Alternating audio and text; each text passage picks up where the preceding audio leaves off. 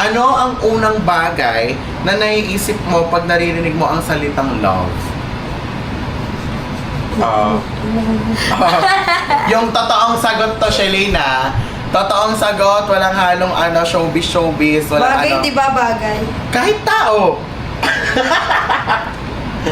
Ano ang unang naiisip mo pag naririnig mo ang salitang love? True. Seryoso ko.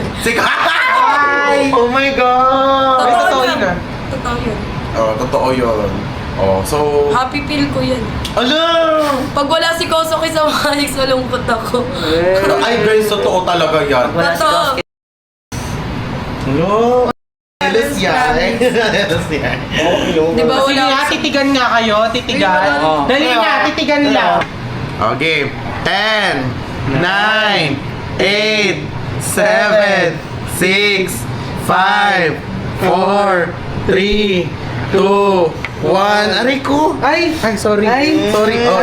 Natumba lang ako.